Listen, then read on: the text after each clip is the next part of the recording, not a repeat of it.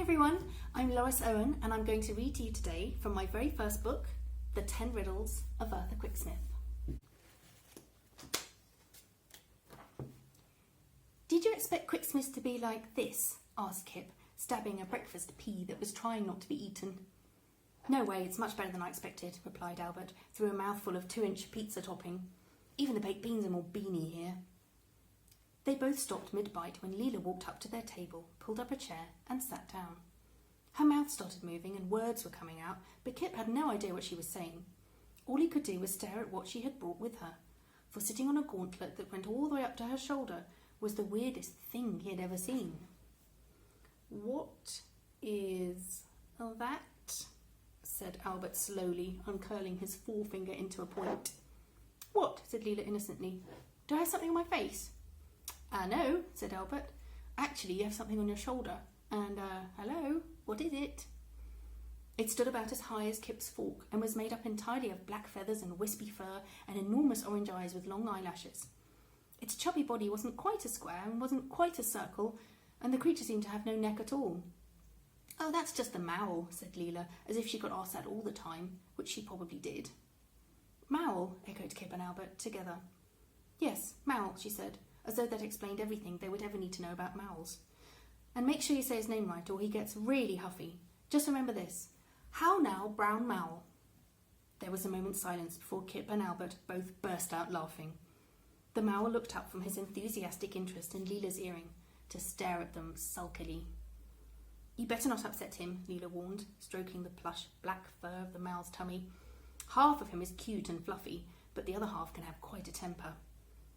The Mowl made a lirip noise, somewhere between a kitten's purr and a pigeon's coo, and burped. "Its tail looks like a furry burnt sausage," Albert managed to splutter between giggles.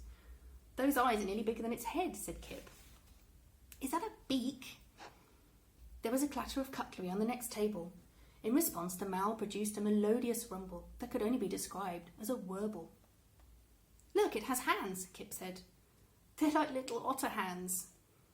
The Mowl looked around lazily and stretched its tufty legs that ended in glinting talons. Its deaf brown hands hovered for a second, some sharp claws poked out of its fingertips, and it began to comb Leela's hair.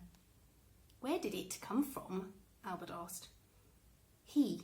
At least I think he's a he. Guess, and if you get it right, I'll tell you," said Leela.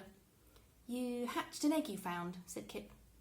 The Mowl hopped off Leela's shoulder and poked with one claw at a baked bean on Albert's plate.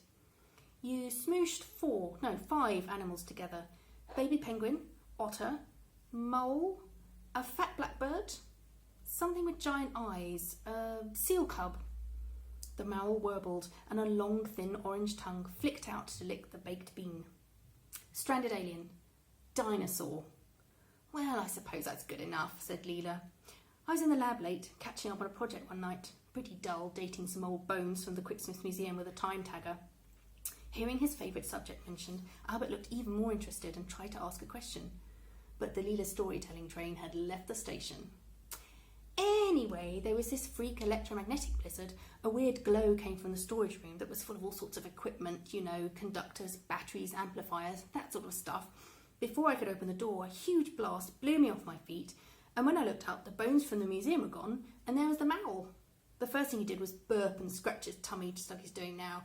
I swear he understands me. We still don't know exactly what happened, probably something to do with some faulty equipment, and we don't know exactly what he is either." "But you're allowed to keep him?" asked Albert, finally managing to get in a question. "Well, of course," said Leela. "Someone had to look after him, and it was love at first sight."